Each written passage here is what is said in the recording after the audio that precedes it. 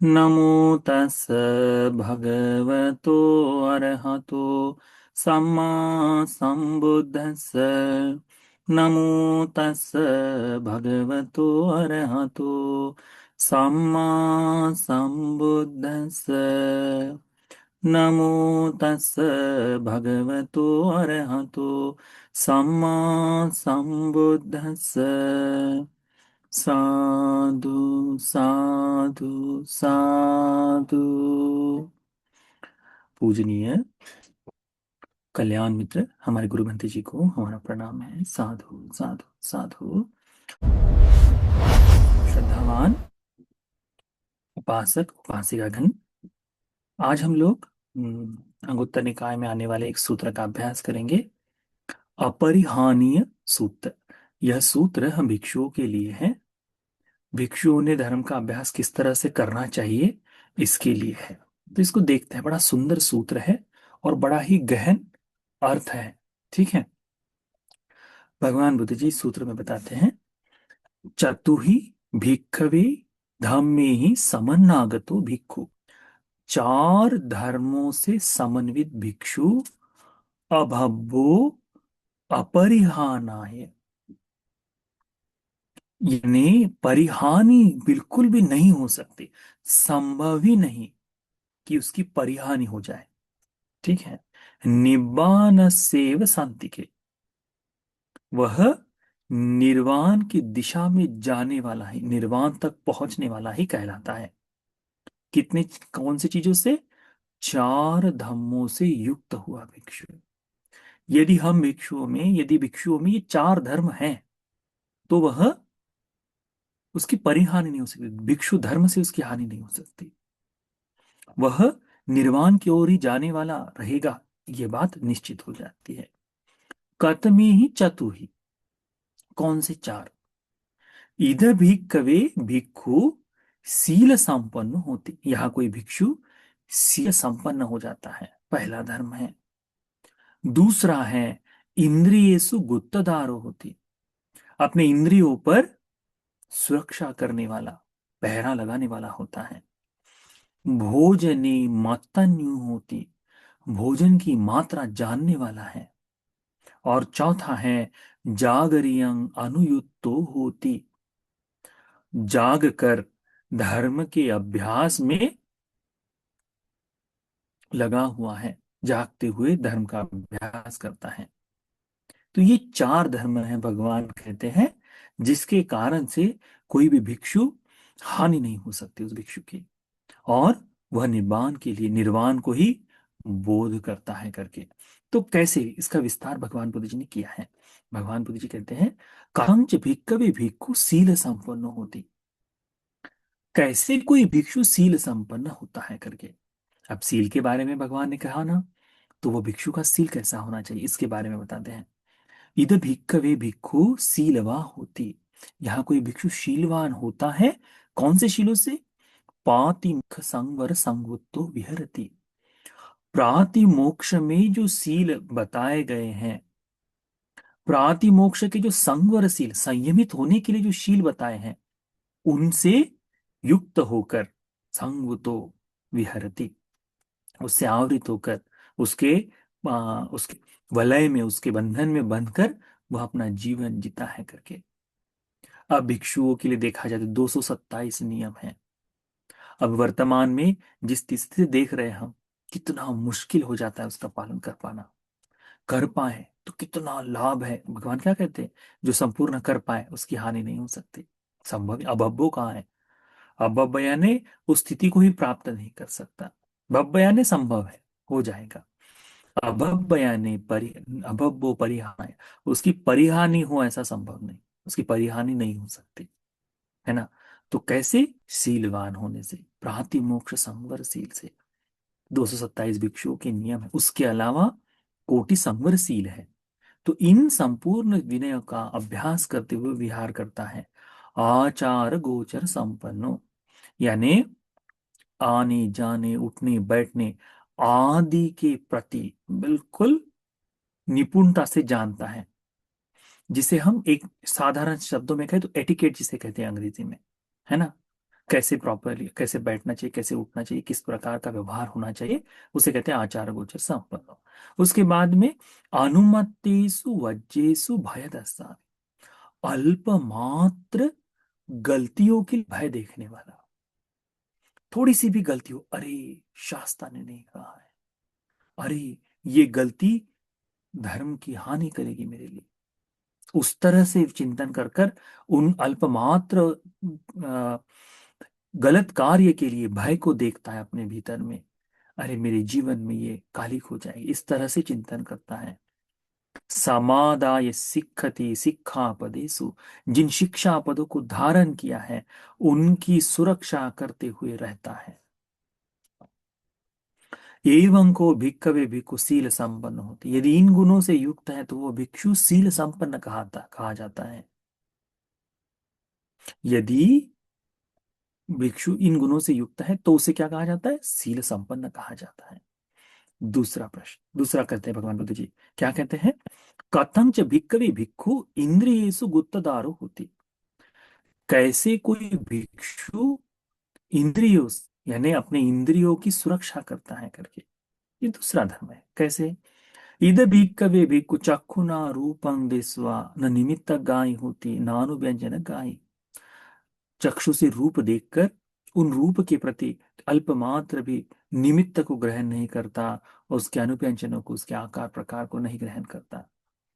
जिस कारण यत्वादिकर्णमेन चक्षु इंद्रियं असंगतं विहरन्तं अविद्या दो मनस्य का पाकम्मा अन्वासवेयुं तस संवराय पटिपज्यति, जिसके कारण, जिसको करने से चक्षु इंद्रिय असंगत होकर पापी अकुशल उत्पन्न हो जाए, ऐसे धर्मों के प्रति वह संवरित होता है। आंखों की सुरक्षा करना है, पेड़ को नहीं देखना, ऐसा नहीं है।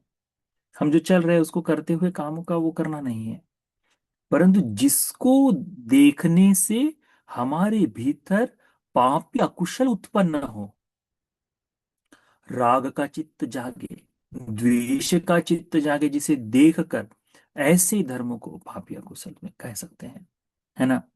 तो उन पाप या कुशल न जागे इसके लिए वह अपने चक्षु इंद्रिय का संयम करता है। इसी प्रकार से कान से भगवान कहते हैं उसके बाद रखति चक्षु इंद्रिय, चक्षु इंद्रिय की सुरक्षा करता है। चक्षु इंद्रिय संवरंग आपजति, चक्षु इंद्रिय की सुरक्षा में लगा रहता है, उसको कहता है। इसी प्रकार से कान से शब्द सुनकर सभी चीजें सुन लेना चाहिए, परंतु ऐसी चीजों में संयम करना चाहिए जिससे हमारे मन में राग जागे, द्वेष जागे। तो इनको बचने के लिए, इनसे बचने के लिए अपने कान की सुरक्षा करनी चाहिए। घाने न गंधं घायित्वा, नासिका से गंध सुगंध लेकर क्या होता है, वह इसकी सुरक्षा में लगा रहता है। जिह्वा संसायित्वा, जिह्वा से रस को चख कर उसकी सुरक्षा में लग जाता है। कायन पोट्टबंग फुसित्वा, शरीर से जो स्पर्श है उस स्पर्श को लेकर यदि उसमें से उस इंद्रिय की सुरक्षा न हो और उसमें अकुशल अभिज्ञा दो मनसा आदि पाप या अकुशल उत्पन्न हो जाए तो वो ठीक नहीं होगा, इसीलिए उसकी सुरक्षा करता है। मनसा धम्मं विඤ्ඤाय, मन से धर्मों का चिंतन करते करते उसमें भी वह अपने मन को किसी भी प्रकार का निमित्त आदि ग्रहण न करते हुए सुरक्षित रहकर उसका पालन करता है। तो इसे कहते हैं अपनी छह ही इंद्रियों को, है ना, रखति मन इंद्रिय, मन इंद्रिय संवरंग आप, मन की इंद्रियों की सुरक्षा करते हुए मन का संवर कर कर जीवन जीता। एवं को भिक्खवे भिक्खु इंद्रिय गुप्त द्वार होती, ऐसे कोई भिक्षु इंद्रियों से गुप्त द्वार होता है, यानी अपने इंद्रियों को सुरक्षित रखता है ना, उसके किवाड़ बंद करके, दरवाजे बंद करके रखता है, इस तरह से कहा जाए। आज वर्तमान में ये करना कितना मुश्किल काम है, कितना मुश्किल काम है ना। उसके लिए भगवान कहते हैं एक बड़ा सुंदर भाग है, भिक्षु ये पंचकाम इंद्र, पंचकाम गुण जो है इसमें जो बताए गए पंचकाम गुण, तो ये जो है ये मन को मोह लेने वाले हैं। तो इससे कैसे कोई बाहर निकले? तो व्यक्ति ने अपने इनको इतना भयानक समझना चाहिए। कैसे? तो कोई व्यक्ति जीने की इच्छा रखता हो, यदि वो किसी कारागार में बंदी हो या कोई अपराध किया हो और वो जीने की इच्छा रखता हो, तो राजा कहे कि तुम यदि एक काम पूर्ण कर लो तो तुम्हें मैं जीवित छोड़ दूंगा। ठीक है।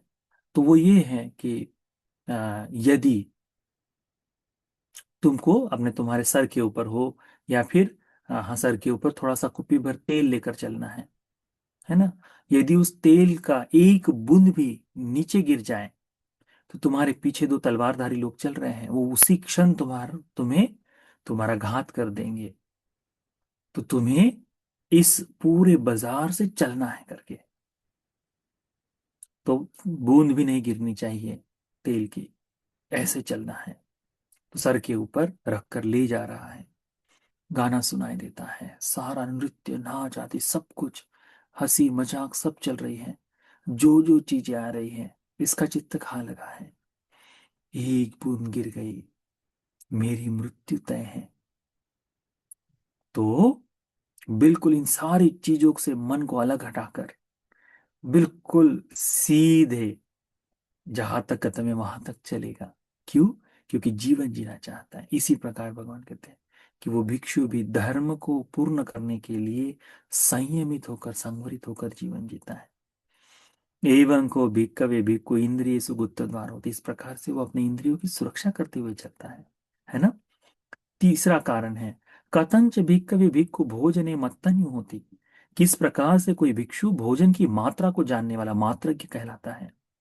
इद भिक्खवे भिक्खु पटिसंखा योनिसो आहारं आहारेति, भोजन करते समय भोजन की प्रत्यवेक्षा कर कर ही आहार को ग्रहण करता है। प्रत्यवेक्षा क्या है? क्या है देखना उस इस भोजन में से, न दवाय नेव दवाय न मदाय न मंडनाय न विभूषणाय, यह न लिए है, न विभूषित होने के लिए है, न मंडन के लिए है ना। यावदेव इमस काय सठित्या, यह जो भोजन मैं कर रहा हूं ये केवल इस काया की स्थिति के लिए, काया बनी रहे इसके लिए, यापनाय, यापन करने के लिए जीवन, विहिंसु परत्या, बाकी सारी जो दुख पीड़ाएं हैं, है ना, उससे दूर होकर ब्रह्मचर्य अनुग्रहाय, ब्रह्मचर्य के पूर्ण पालन के लिए, इति पुराणं च वेदनं पठ्यंकामि, जो भूख की पुरानी वेदना है उसको नष्ट करने के लिए, नवं च वेदनं न उपादेशम, कि इसमें नई नई वेदना पुनः उत्पन्न न हो, उसके लिए यात्रा च में भविष्यति, मेरे धर्म की यात्रा, मेरे जीवन की यात्रा अच्छी तरह से चलती रहे, अनवज्यता च फांसु विहार हो जाती, किसी भी बाधा के बगैर ये सुखपूर्वक चलते रहे, इसके लिए वो भोजन ग्रहण करता है। इस प्रकार से एवं को भिक्खवे भिक्खु भोजने मत्तन्यु होती, इस प्रकार से वो भोजन की मात्रा जानने वाला होता है। भोजन की मात्रा जानने वाला, तो वो उतना ही आहार ग्रहण करता है जितना उसके लिए आवश्यक हो, जितना उसके लिए आवश्यक हो। हमको आज ये भी देखने को मिलना बड़ा मुश्किल काम है। पुराने भिक्षुओं में है, बड़े भिक्षुओं में, वयोवृद्ध भिक्षुओं में वो है। तो इस तरह से भगवान कहते हैं कि वो भोजन की मात्रा जानने वाला होता है ना। हमने सीखा है कि कैसे कोई भिक्षु की यानी भोजन की मात्रा जाने, उसका अभ्यास हमने किया था। तो वो है, तो भोजन किस लिए है इसको पूर्णतः जानकर, ये भोजन केवल मेरे इस कार्य के लिए है ऐसा जान ले। वह चौथा है, कथंच भिक्खवे भिक्खु जागरियं अनुयुक्तो होती, किस प्रकार से वो जागरिक होकर धर्म साधना में लगता है करके। तो यहाँ एक भिक्षु की सामान्य चर्या बताई है कि कैसे किसकी उसकी दिनचर्या कैसी होनी चाहिए करके, जो धर्म की दिशा में जाना चाहता है उसके बारे में। इद भिक्खवे भिक्खु दिवसं चंकमेन निसज्जाय आवरणीय धम्मे चित्तं परिशोधयति, दिन में वह भिक्षु संक्रमण करते हुए बैठकर मन को घेरने वाले जितने भी धर्म हैं, है ना, इन सभी घेरने वाले धर्मों से अपने चित्त को शुद्ध करता है। कुशल आदि जो घेर लेते हैं, इनसे अपने चित्त को परिशोधयति, परिशुद्ध कर लेता है। रत्या पठम यामं चक्कमेन निसज्जाय आवरणीय इदं चित्तं परिशोधयति, रात्रि के प्रथम भाग में, प्रथम याम में संक्रमण करके बैठकर जितने कुशल धर्म चित्त को लगते हैं, इन्हें धर्म चित्त से परिशुद्ध परिशुद्ध कर लेता है, इनसे चित्त को दूर करने में लगाता है। रत्या मज्जिमं यामं दक्षिणेन पश्चेन सिंहसेयं कप्पेति, रात्रि के मध्यम प्रहर में वह अपने दक्षिण पैर को रखकर सिंह जैसा जिस तरह से सोता है, तथागत की शैया जिस प्रकार से होती है उस तरह से सोता है। पते हुए सतो संपजानो, सती संपजन्य के साथ उत्थान संयम मनसी करित्वा, मैं इस समय उठूंगा। मैं माइंड में जो अलार्म लगाते हैं ना, तो उत्थान संज्ञा उसे कहते हैं। तो उत्थान संयम मनसी करित्वा, अपने मन में ही उत्थान संज्ञा को लगाकर जाता है। रत्या पश्चिम ज्ञानम, रात्रि के अंतिम प्रहर में पच्चुपट्ठाय उठकर चांकमेन निसज्जाय आवरणीय धम्य चित्तं परिशोधयति, अपने चित्त में उठने वाले अशुभ अशुभ यानी आवरणीय धर्म जो है, जो घेर देते हैं मन को, ऐसे धर्मों को चित्त से दूर करता है। परिशोधयति एवं को भिक्खवे भिक्खु जागर्यं अनुयुक्तो होती, इस प्रकार से भिक्षु वह धर्म के अनुसार जीवन जीने वाला होता है। भगवान कहते हैं इमे ही को भिक्खवे चतुर् धम्मे समन्नागतो भिक्खु अभवो परिहानाय निब्बान से शांति की थी। इस प्रकार से इन चार धर्मों से युक्त भिक्षु निश्चित तौर पर धर्म के अनुसार जी के लिए, निर्वाण के बोध के लिए काम करने वाला हो जाता है करके भगवान बुद्ध जी बताते हैं। इसको अच्छी तरह से समझो कि एक भिक्षु को यदि निर्वाण को पाना है तो क्या ये धर्म उसमें है कि नहीं। यदि कोई दिशा उस दिशा में जाना चाहता है तो इन चार धर्मों की पुष्टि होना आवश्यक है। तो हम उपासकों के लिए इनको देकर कि ये अरहंत मुनिगण इस तरह से जीवन जिए हैं, उनका इसके अलावा दूसरा कोई काम नहीं, यही उनकी सारी दिनचर्या रही। तो जब हम संगं शरणं गच्छामि अरहंतों के बारे में चिंतन करते हैं, तो ये सारा का सारा जो श्रद्धा का भाव है इन गुणों से युक्त भिक्षुओं के प्रति हो जाता है। उसको समझना चाहिए, है ना। तो कौन कौन सा सील संपन्न है, उसके बाद में अपनी इंद्रियों की सुरक्षा करने वाले हैं, हमारे जैसे चंचल मन को रखने वाले, चंचलता से होने वाली चीजें नहीं, बहुत गंभीर धैर्य से धर्म का अभ्यास करने वाले, अपने भोजन की मात्रा को जानने वाले, और जागते हुए धर्म का अभ्यास करें। यानी दिन भर ध्यान साधना, चक्रमण, बैठकर आदि, उठ बैठकर चलकर जो कुछ ध्यान करना है वो ध्यान, रात्रि के समय में भी ध्यान, और फिर पुनः रात्रि में सिंह सैया पर सोकर दूसरे दिन सुबह से पुनः इसी प्रकार से दिनचर्या। तो ये जब भिक्षु करता है तो भगवान कहते हैं असंभव हो जाता है उसकी हानि हो, उसकी हानि नहीं हो सकती, केवल निर्वाण की दिशा में ही वह अग्रसर होता है। सीले पतिष्ठिते भिक्खु इंद्रियेषु च संगतो भोजनम ही च मात्तन्यु जागरियं अनुयुज्यति। भगवान कहते सील संपन्न, सील में प्रतिष्ठित भिक्षु, इंद्रियों का संयम करने वाला, भोजन की मात्रा जानने वाला, जागरियं जागरूक रहते हुए धर्म का अभ्यास करने वाला, एवं विहार्यातापि अहोरत्तम तंदिनो भावयं कुशलं धम्मं योगक्षेमस्य पत्या। इस प्रकार से धर्म के अनुसार चलने वाला, आतप यानी तप करने वाला, वह दिन रात इसी भाव में लगा रहता है कि कुशल धर्म जागे, कुशल धर्म जागकर निब्बान का साक्षात्कार हो, योगक्षेम, जहाँ क्षेम भूमि पर पहुंचे उस दिशा में प्रतिपन्न हो जाता है। अपमादरतो भिक्खु पमादे भयदस्ति वा अभवो परिहानाय निब्बान सेव शांति के। अप्रमाद अप्रमादी रहने वाला भिक्षु, प्रमाद में भय देखने वाला भिक्षु, परिहानि नहीं हो पाती उसके, निर्वाण ही उसका, उस निर्वाण ही उसको साक्षात्कार हो जाता है करके इस सूत्र में भगवान बुद्ध जी बताते हैं हमको। तो इस अपरिहानीय भिक्षु की अपरिहानि, जिससे हानि न हो, इस सूत्र का उपदेश भगवान ने इसमें किया है। बहुत ही सुंदर और अद्भुत सूत्र है, इसको अच्छी तरह से ध्यान में रखो। तथागत के श्रावक संघ रत्न के प्रति श्रद्धा जगाते समय ये धर्म अभ्यास रखो। यदि किसी को अब लगता है कि इनका अभ्यास मैं प्रतिदिन कर पाऊं तो बहुत ही सुंदर है। अपने जितने सील है पंचशील का पालन सुंदर तरह से करो। अपना इंद्रिय जो, इनको इंद्रियों को भी अपने सुरक्षा रखने की कोशिश करो। क्या आज मैंने अधिक निंदा तो नहीं कर दी, क्या आज मैं अधिक चुगली तो नहीं कर रहा हूं, क्या आज मैं प्रमाद में तो नहीं गिर रहा हूं। इस तरह से चिंतन करते हुए अपनी आंख, कान, नाक, जिह्वा, त्वचा, मन, है ना, इनकी सुरक्षा करने में प्रतिबद्ध होना चाहिए। भोजन की मात्रा जितना आवश्यक है उस प्रकार से जीवन, और मैं धर्म की साधना में अपना समय व्यतीत करूंगा, करूंगी, इस तरह से चिंतन करते हुए चलना चाहिए। तो यदि इन चार धर्मों का अभ्यास आप भी अपने साथ अपने जीवन में करते हैं तो ये संपन्न ये हो सकता है, ये संभव हो जाता है उस व्यक्ति के लिए कि वह धीरे धीरे निर्वाण की दिशा में बढ़ जाए। वह पूर्वाभ्यास हो जाएगा कि जब हमें मुक्ति का राह मिले तो हम जल्द से जल्द उसे पूर्ण कर पाए। तो इन चार चीजों को अच्छी तरह से ध्यान में रखकर इनको परिपूर्ण करने के लिए कार्य करें।